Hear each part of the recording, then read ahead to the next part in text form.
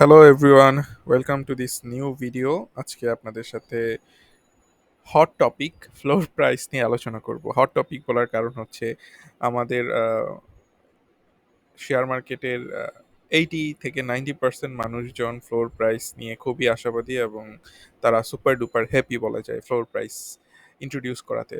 আপনাদের জ্ঞাতার্থে বলে রাখি, সবাই অলরেডি জানেন, বাট যদি কেউ না জেনে থাকেন, আজকে বৃহস্পতিবার বিকেল 4টার দিকে বা 5:30টার দিকে বিএসইসি একটা সার্কুলার জারি করেছে এবং সেটাতে বলা হয়েছে যে আগামী রবিবার থেকে ফ্লোর প্রাইস ইন্ট্রোডিউস করা হবে। তো ফ্লোর প্রাইসটা হচ্ছে লাস্ট 4 ওয়ার্কিং ডেজের প্রত্যেকটা শেয়ারের যেই ক্লোজিং প্রাইস সেটার অ্যাভারেজ করে, মানে বিগত 4 দিনের প্রাইসের গড় করবে, গড় করে যেই প্রাইসটা দাঁড়াবে সেটাই হচ্ছে ফ্লোর প্রাইস। তো ধরেন আপনাদের কোনো একটা শেয়ার 4 দিনে অনেক কমে গিয়েছে, 100 টাকা থেকে প্রায় 90 টাকা হয়ে গিয়েছে, সেটার ফ্লোর প্রাইস হয়ে যাবে হচ্ছে 95 টাকা। আবার কোনো একটা শেয়ার 100 টাকা থেকে 110 টাকা হয়ে গিয়েছে, সেটার ফ্লোর প্রাইস চলে আসবে হচ্ছে 105 টাকাতে।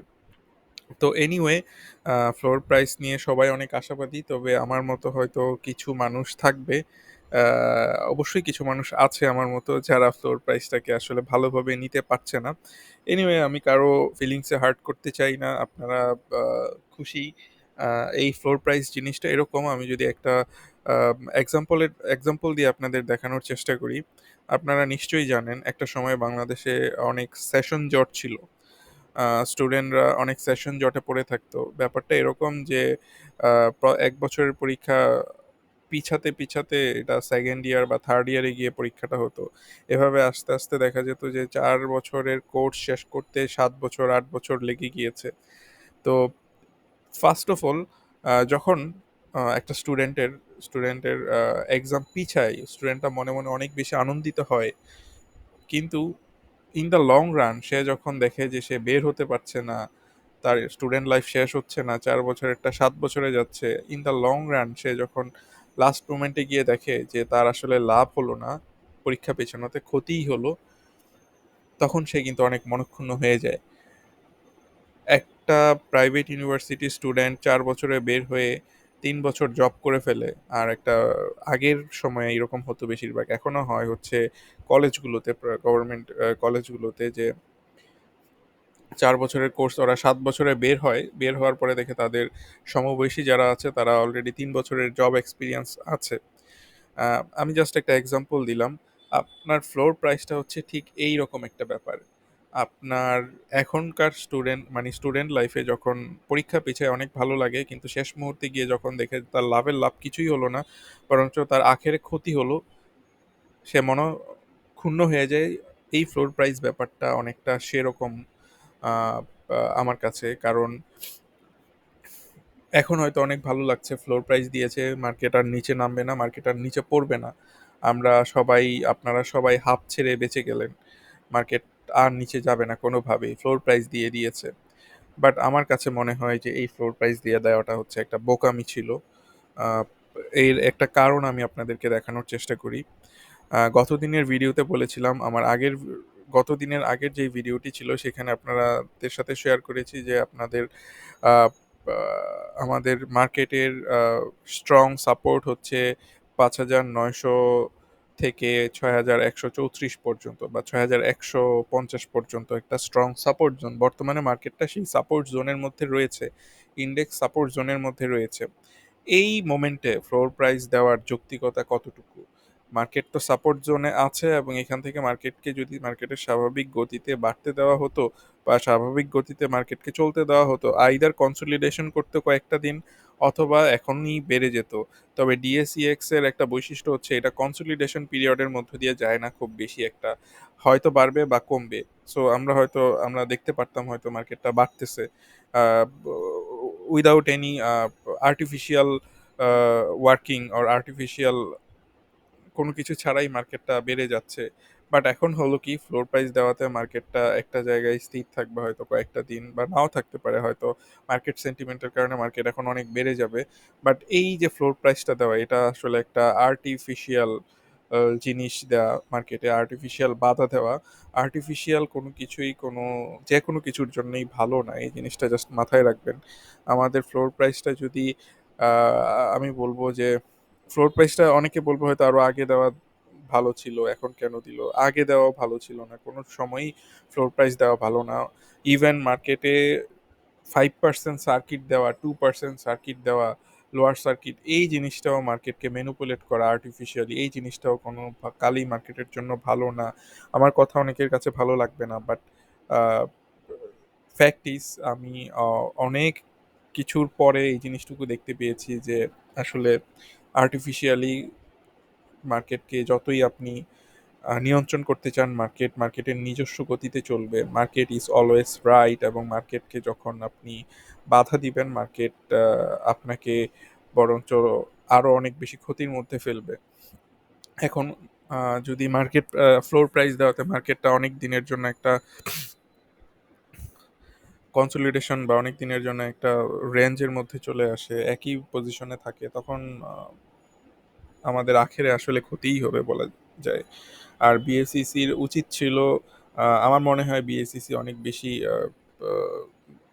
নলেজেবল এই ব্যাপারে, বাট তারপরেও আমার কাছে মনে হচ্ছে যে বিএসইসি আসলে বুঝে ভেবে দেখা উচিত ছিল মার্কেটটা বর্তমানে সাপোর্ট জোনে রয়েছে, খুব নাইস একটা সাপোর্ট, এই যে দেখেন এই পজিশনে একটা সাপোর্ট রয়েছে এবং আহ, মা- আমি যদি আরো দেখাই, গতকালও বলেছিলাম মার্কেটে একটা ডাইভারজেন্স ক্রিয়েট হয়েছে, পজিটিভ ডাইভারজেন্স ক্রিয়েট হয়েছে।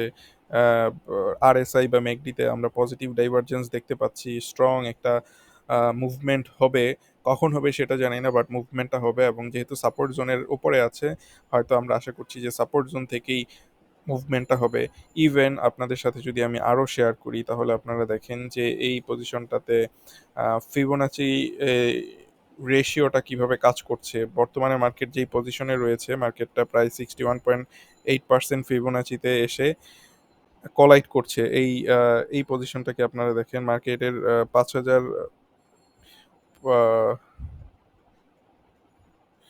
5,900 আশেপাশে হচ্ছে 61.618 অর 61.8% ফিবোনাচি রেশিও, যেটা অনেক অনেক অনেক অনেক স্ট্রং একটা সাপোর্ট বা রেজিস্ট্যান্স হিসাবে কাজ করে মার্কেটের জন্য। এই ক্ষেত্রে মার্কেটের জন্য এটা অনেক বড় একটা সাপোর্ট হিসাবে কাজ করবে। সো আমরা তিনটা জিনিস পাচ্ছি, একটা স্ট্রং সাপোর্ট জোন রয়েছে মার্কেটের, মার্কেটে ডাইভারজেন্স ক্রিয়েট হয়েছে, মার্কেটে একটা ফিবোনাচি অনেক ভালো একটা স্ট্রং রেশিওর মধ্যে মার্কেটটা সাপোর্ট খুঁজে পাওয়ার চেষ্টা করছে। এই পজিশনে ফ্লোর প্রাইস দিয়ে মার্কেটকে বাধাগ্রস্ত করা যৌক্তিক না আমার কাছে। তবে আপনার যেমন প্রফিট হবে ফ্লোর প্রাইস দেওয়ার মাধ্যমে সাময়িক, ইভেন আমার নিজেরও প্রফিট হবে ফ্লোর প্রাইস দেওয়ার কারণে সাময়িক, বাট আমি কখনো সাময়িক জিনিসটার কথা চিন্তা করি না। আপনারা সেই স্টুডেন্ট লাইফের কথাটা একটু ভেবে দেখেন, জাস্ট অনেক লম্বা সময় পরে আপনারা একটা বড় মুভমেন্ট পাবেন, যেটা আমরা হয়তো এক্সপেক্ট করছিলাম খুব সহসাই ওই মুভমেন্টটা হয়তো হয়ে যাবে, বাট ফ্লোর প্রাইস দেওয়ার কারণে সেটা বাধাগ্রস্ত হলো।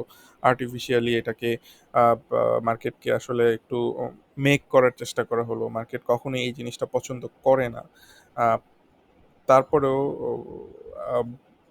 ফরেন ইনভেস্টররা যখন আসবে, যখন মার্কেটের এই পজিশনটা দেখবে, তারা অনেক বেশি শেকি ফিল করবে।